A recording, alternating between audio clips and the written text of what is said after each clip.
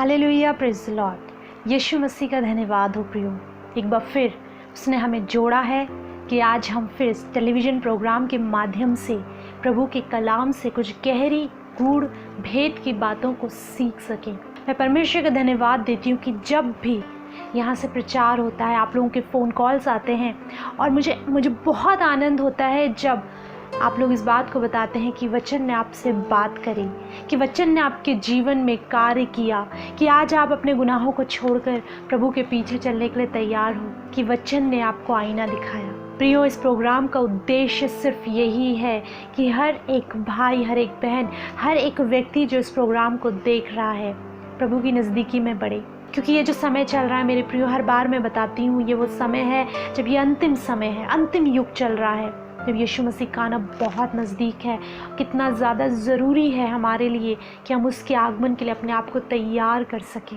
खुदावन ने आज एक बात मेरे हृदय में डाली और इस टॉपिक पर बहुत प्रचार हुआ है, बहुत बार हमने इस विषय में सुना है, बहुत बार हम इस विषय पर प्रचार को सुनते आए हैं कि आप अपने मन को फिराइए, आप अपने हृदय को धोइए, शुद्ध करिए, प्रभु की ओर बढ़िए।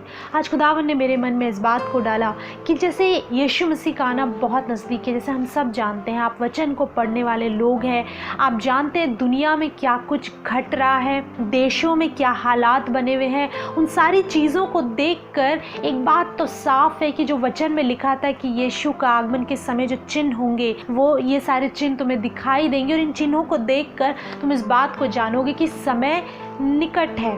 और आप सब ज्ञानवान लोग हैं, इन चिन्हों को देखकर आप अंदाज़ा लगा सकते हैं कि उसके आने की देर नहीं है, बहुत शीघ्र आपका और मेरा यीशु आने वाला है। और इन दिनों मैं इन्हीं चीज़ों पर बात कर रही हूँ लोगों से, ताकि लोग अपने आप को तैयार कर सकें। अब आशीषों की बातें, अब चंगाई की बातें, छुटकारे की बातें, वो भली बातें हैं, वो ज़रूरी है लोगों के जीवन के लिए, पर ज़्यादा ज़रूरी देह नहीं, ज़्यादा ज़रूरी आत्मा है। ज़्यादा ज़रूरी आपकी आत्मा को जीतना, आपकी आत्मा को बचाना, आपकी आत्मा को दंड से बचाना। मेरे प्रियो, दावन ने एक बात मेरे मन में डाली कि क्यों ना मैं आपसे आपके मन फिराव के ऊपर बात करूं। आप जानते हैं, जब यूहन्ना बपतिस्मा देने वाला जंगल में प्रचार करता हुआ निकला, उसने एक बात कही, मन फिराओ क्योंकि स्वर्ग का राज्य निकट है। मन फिराओ, एक प्रचार वो कर रहा था फरीसियों में, सदूकियों में, व्यवस्थापकों में, वहाँ के लोगों में, और लिखा है दूर दूर के देशों के रहने वाले लोग उसके पास आते थे। एक पावरफुल वर्ड वो प्रीच करता था, मन फिराओ, स्वर्ग का राज्य निकट है। और जानते उसके प्रचार में वो सामर्थ्य थी कि बहुत से लोग यूहन्ना से बपतिस्मा लिया करते थे। बपतिस्मा क्या दिखाता है? एक मन फिराव को। बपतिस्मा दिखाता है एक नए जीवन को। जब आप पुराने जीवन के साथ अंदर जाते हो पानी के, और जब बाहर निकलते तो आपका एक नया जीवन होता है। यूहन्ना ये प्रचार करता था और यीशु मसीह आए और इस बात का उन्होंने प्रचार किया, मन फिराओ क्योंकि स्वर्ग का राज्य निकट है। जब उनकी जंगल में इब्लीस से परीक्षा हुई और वो वापस आए, यरदन को लौटे, तो उनके पास भी एक प्रचार था, मन फिराओ। आज का मेरा प्रचार है, मन फिराओ। यीशु मसीह का आगमन निकट है, स्वर्ग का राज्य निकट है, आपके मध्य में है। मेरे प्रियो, बहुत सुना है आपने पश्चाताप के बारे में, पापों से, गुनाहों को छोड़ना चाहिए। मैं आपको बताना चाहती हूँ, ये अंतिम समय की अंतिम वार्निंग है। ये वो बात है जो होली स्पिरिट बार बार कह रहे हैं कि आपको मन फिराना कितना ज़्यादा ज़रूरी है। समय बहुत कम रह गया है। कई बार लोग सोचते हैं कि आज नहीं, थोड़े समय बाद हम मन फिराएंगे, थोड़े समय बाद अपना जीवन प्रभु को देंगे, थोड़े समय बाद थोड़ा और इस संसार को एंजॉय कर लें। पर मेरे प्रियो, अब इतना समय हमारे पास नहीं है। मेरे प्रियो, यदि आप मेरे साथ एक स्थान से निकालेंगे, दूसरा पतरस 3 अध्याय, उसका 8वां पद और 9वां पद इस प्रकार कहता है, हे प्रियो, ये बात तुमसे छिपी न रहे कि प्रभु के यहाँ एक दिन 1000 वर्ष के बराबर है और 1000 वर्ष एक दिन के बराबर है। हम कई समय से इन बातों की चर्चा सुनते आए हैं कि यीशु मसीह आने वाला है। हम कई बातों समय से सुनते आए हैं कि न्याय का दिन नज़दीक है, और आज भी लोग यही बातें करते हैं कि हमारे पुरखा भी यही कहते थे कि न्याय का दिन नज़दीक है, अभी तक तो वो दिन नहीं आया। पर वचन में पतरस कहते हैं कि प्रभु के यहाँ 1000 वर्ष एक दिन के बराबर। एक तुम किस धुंध में हो, क्या तुम्हारी आंखों पर पर्दा पड़ा है? लिखा है उसके यहाँ 1000 वर्ष एक दिन के बराबर, यानी अभी तो उसके एक दिन ही बीता है, 2 दिन ही बीते हैं, बहुत जल्द ये समय बीतेगा। 9वां पद कहता है, प्रभु अपनी प्रतिज्ञा के विषय में देर नहीं करता जैसी देर कुछ लोग समझते हैं, पर तुम्हारे विषय में धीरज धरता है और नहीं चाहता कि कोई नष्ट हो, वरन यह कि सबको मन फिराव का अवसर मिले। क्या कहता है वचन? प्रभु अपनी प्रतिज्ञा के विषय में देर नहीं करता। एक प्रतिज्ञा जो प्रभु ने की है कि मैं आऊँगा, अपने लोगों को अपने साथ ले जाऊँगा, मैं आऊँगा, न्याय होगा। जिन लोगों ने अभी तक मन नहीं फिराया, जो अपने शारीरिक कामों में लगे हैं, जो संसार के पीछे भाग रहे हैं, जो संसारिक सुख विलासों में ही अपने जीवन को, अपने आनंद को ढूंढ रहे हैं, जो पाप और गुनाहों को एंजॉय कर रहे हैं, उससे बाहर नहीं निकलना चाहते, वचन कहता है कि प्रभु अपनी प्रतिज्ञा के विषय में देर नहीं करता कि वो उन लोगों का न्याय करेगा।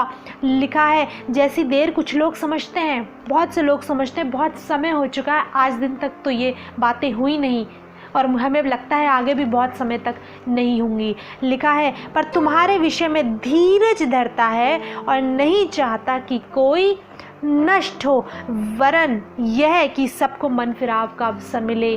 परमेश्वर का वचन कहता है तुम्हारे विषय में धीरज धरता है। आप जानते हैं उसके समय में देर क्यों हो रही है? आप जानते हैं यीशु मसीह के आगमन में थोड़ा विलंब क्यों हो रहा है? क्योंकि उसने अभी भी आपको अवसर दिया हुआ है। जब मैं एपिसोड शुरू हुआ था मैंने इस बात को कहा, बहुत से जीवन नाश हो गए, बहुत से जीवन खत्म हो गए, देश देश में हड़कंप मचा हुआ है, प्राणों का कोई मूल्य नहीं रह गया। एक व्यक्ति घर से सुबह निकलता है, शाम को उसको पता नहीं होता कि वो घर लौटेगा या नहीं। एक्सीडेंट्स हो रहे हैं, बहुत सी डरावने वाली चीज़ें हैं, युद्ध छिड़े हुए हैं, बहुत सारी चीज़ें दुनिया में घट रही हैं और ये चीज़ें, प्राण का कोई मूल्य नहीं रह गया। मनुष्य का प्राण है ही क्या। लेकिन लिखा है अभी भी उसके समय आने में विलंब हो रहा है। क्यों? क्योंकि वो तुम्हारे विषय में धीरज धरता है ताकि सबको मन फिराव का अवसर मिले। यानी अभी आपके पास एक अवसर है कि आप मन को फिरा सकें, आपके पास एक अवसर है कि आप अपने गुनाहों से पश्चाताप कर सकें, आपके पास अवसर है कि आप रिपेंट कर सकें। मेरे प्रियो, ये समय जो चल रहा है रिपेंटेंस का है और मैं आपको बताना चाहती हूँ बड़ा ही खूबसूरत समय ये है, बहुत ही खूबसूरत। आपको रिपेंट करने के लिए बहुत ज़्यादा समय नहीं लगेगा। कि आप ऐसा मत सोचें कि आपको 40 दिन की उपवास प्रार्थना में जाना पड़ेगा, रोना पड़ेगा, गिड़गिड़ाना पड़ेगा और उसके बाद 40 दिन बाद प्रभु विचारेंगे कि अरे से क्षमा करूं या ना करूं। अरे ये अनुग्रह का युग चल रहा है, ये अनुग्रह का, ये ग्रेस पीरियड है, अनुग्रह का युग है, जब व्यक्ति पूरे हृदय से पश्चाताप से भरा हुआ उसके कदमों में आता है।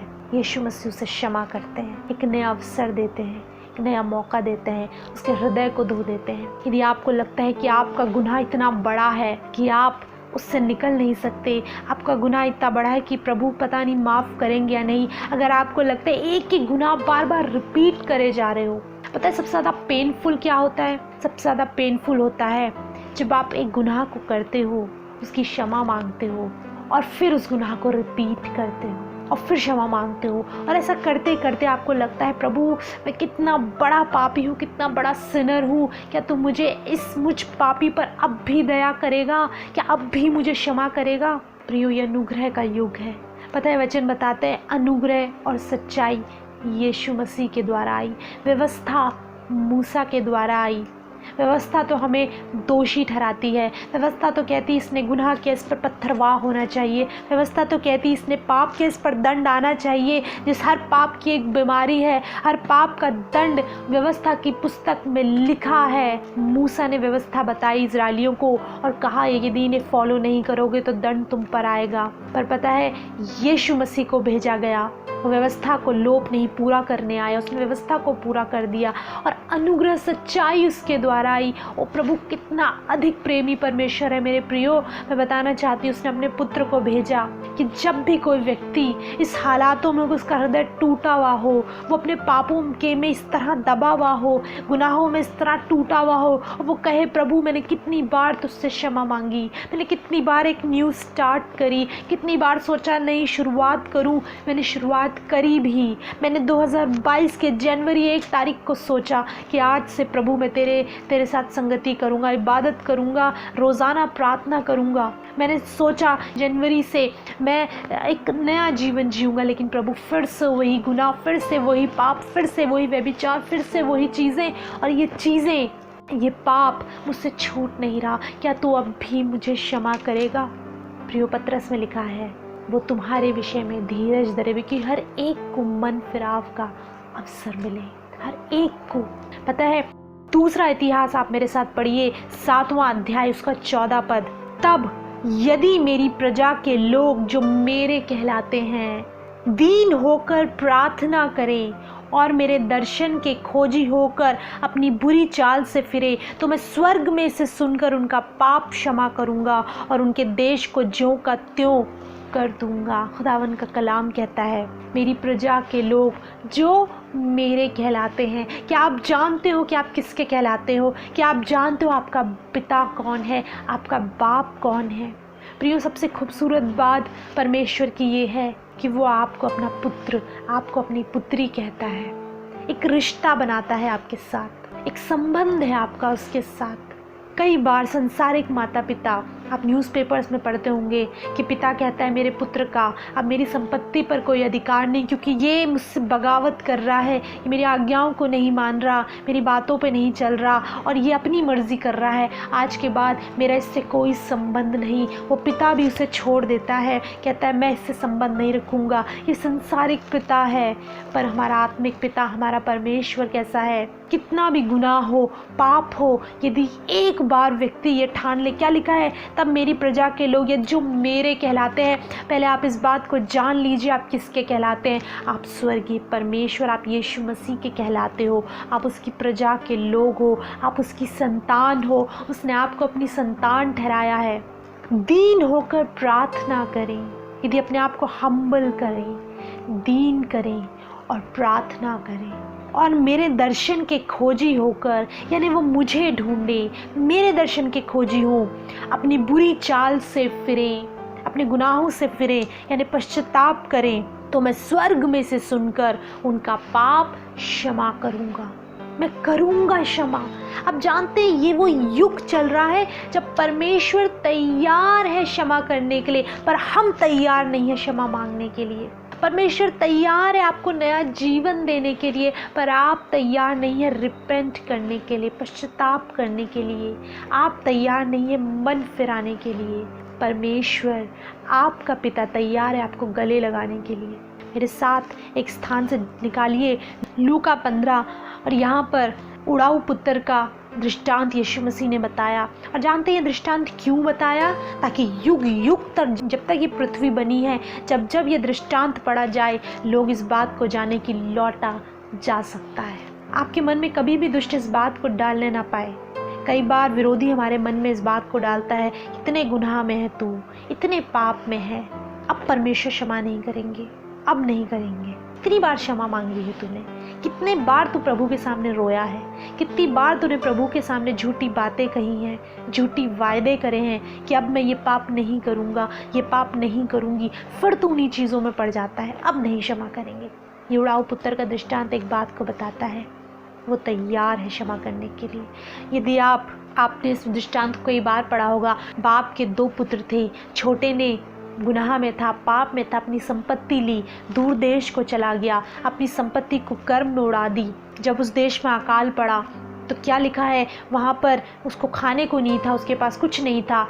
वो एक के यहाँ जा ठहरा, उसने उसे सूअर चराने का काम दिया, सूअरों की फली वो खाया करता। बड़ी दुर्दशा में आ गया था, बड़ी बुरी कंडीशन हो गई थी। रईस बाप का बेटा था, अमीरों की सी ज़िंदगी जीता था, लेकिन आज उसकी दुर्दशा बहुत बुरी है। अरे सूअरों की फली खा रहा है, बहुत बुरी कंडीशन है, बदबू आ रही है, हाथ के नाखून बड़े हुए हैं, बाल बड़े हुए हैं, कपड़े फटे हुए हैं, शरीर से दुर्गंध आ रही है, सूअरों की दुर्गंध उसके शरीर से आ रही है। उस सूअर जब खा लेते होंगे या उन्हें वो डालता होगा खाना, उन्हीं फलियों से अपनी पेट को भर रहा है। बड़ी बुरी कंडीशन उसकी है, फटे हाल में है। और लिखा है एक दिन वो अपने आपे में आया।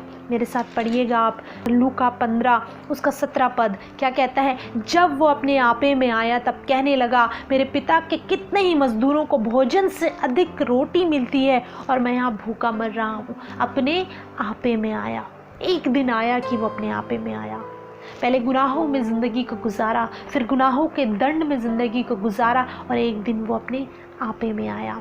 वो एक दिन आपकी लाइफ में आना बहुत ज़रूरी है। चाहे वो आज ही का दिन हो जब आप प्रचार सुन रहे हो, चाहे वो यही घड़ी हो कि आप कहें प्रभु बहुत हो गया गुनाहों का जीवन, बहुत हो गया पापों का जीवन, मुझे आज मैं अपने आपे में आता हूँ।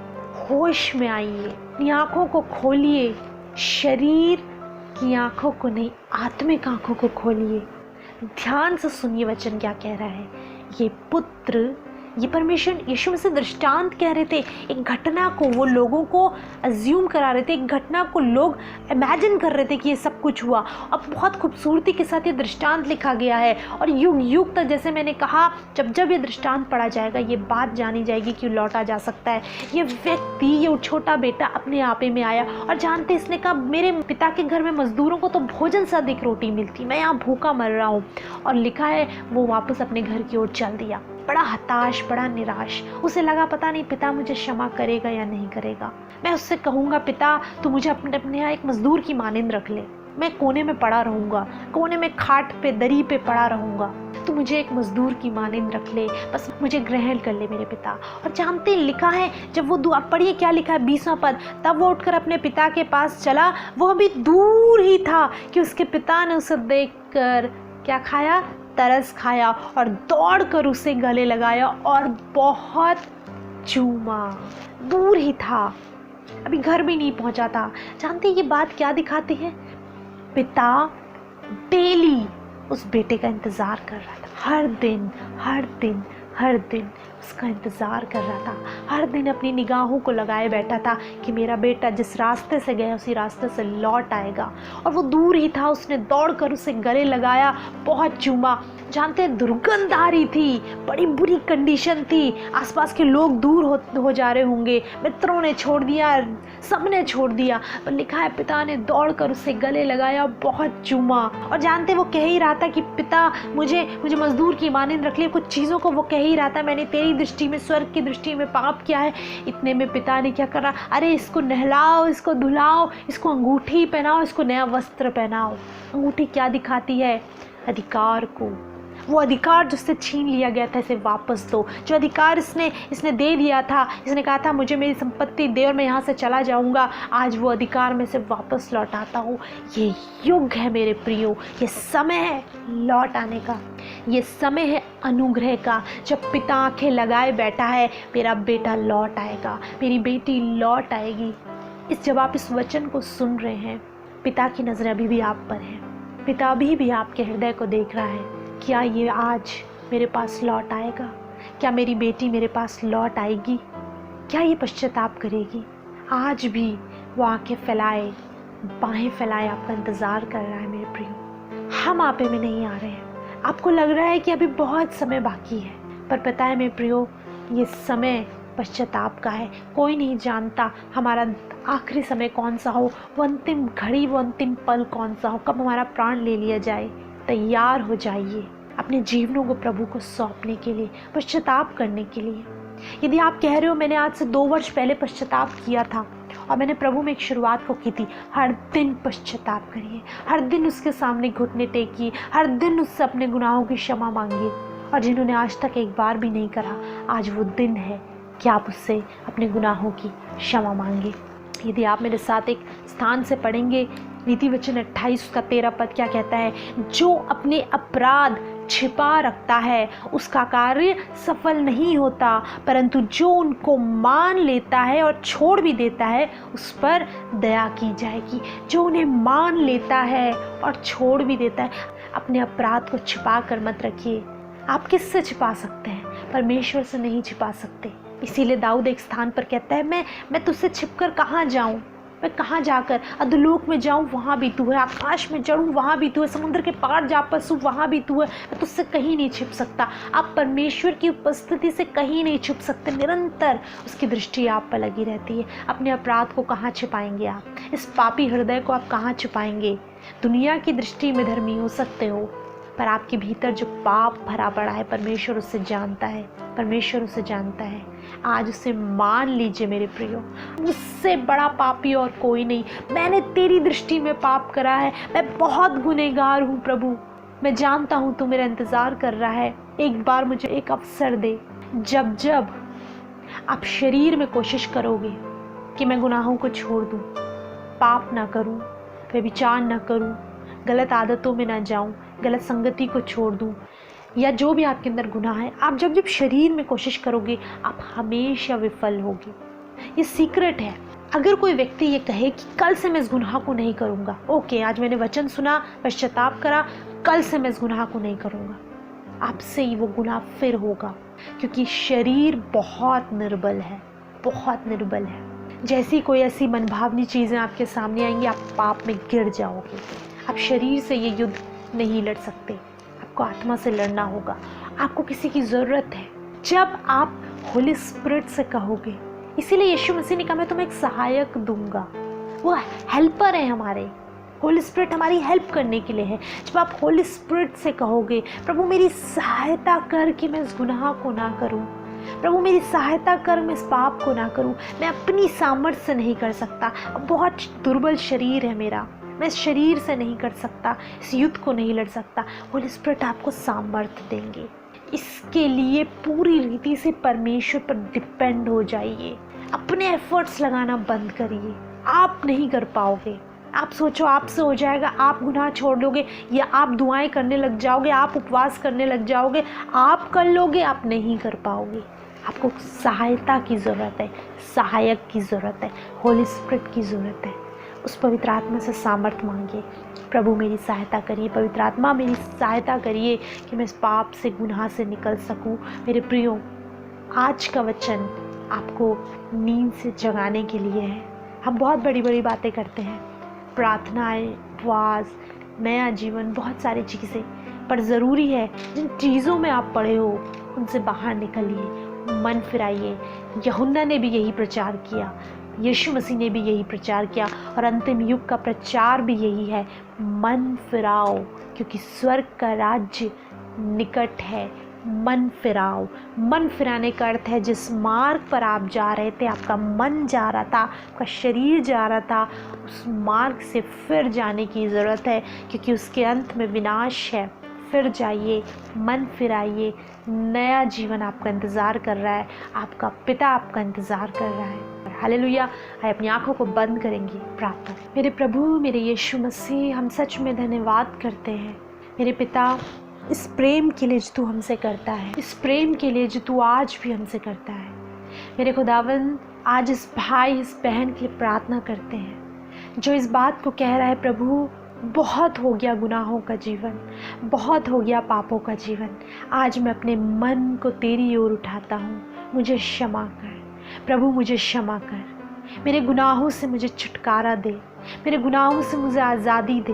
मैं पश्चाताप करता हूँ, मैं रिपेंट करता हूँ, मैं रिपेंट करती हूँ।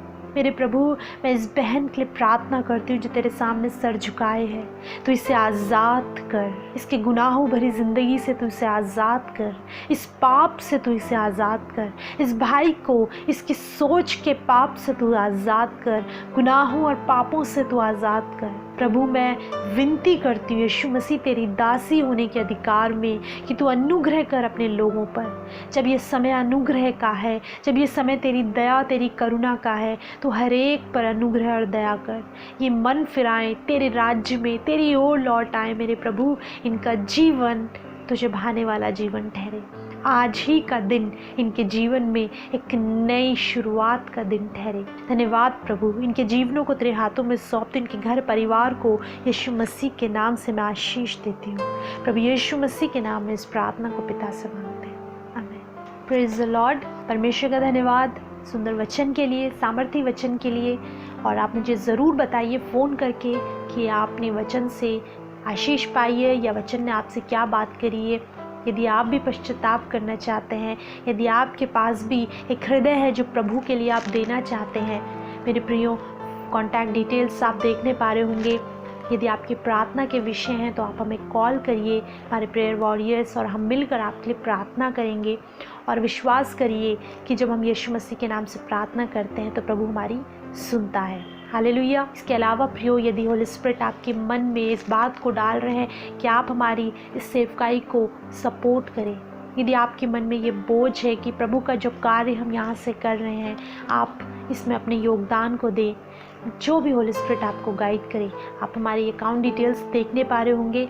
परमेश्वर की आवाज़ को सुनकर, उसकी बात को सुनकर आप अपने ऑफरिंग्स को, अपनी डोनेशन, अपनी टाइप जो भी प्रभु आपके हृदय में डाले आप हमें भेज सकते हैं। अकाउंट डिटेल्स देखने पा रहे होंगे, आप गूगल पे भी कर सकते हैं। और हम सच में हृदय से धन्यवाद करते हैं उन लोगों का जो अपने हाथ को सेवकाई की ओर बढ़ा रहे हैं। प्रभु आप सबको बहुत आशीष दे। हम निरंतर आप लोगों के लिए प्रार्थना करते हैं। प्रियो, आप इन वचनों को दोबारा सुनना चाहते हैं, और भी वचन है और भी टीचिंग्स है जो मैंने शेयर करी इस प्रोग्राम के माध्यम से, तो आप हमारे यूट्यूब चैनल को सब्सक्राइब कर सकते हैं। ट्रू शेपर्ड मिनिस्ट्रीज़ आप टाइप करिए, उस चैनल को सब्सक्राइब करिए। बहुत सी वीडियोज़ हैं, मैं विश्वास करती हूँ हर वीडियो आपसे बात करेगी, हर वचन आपके जीवन में नई शुरुआत को लेकर आएगा। हालेलुया। प्रियो, अगले सप्ताह हम आपसे दोबारा मुलाकात करेंगे। तब तक प्रभु यीशु मसीह में आप सभी को हमारा सलाम।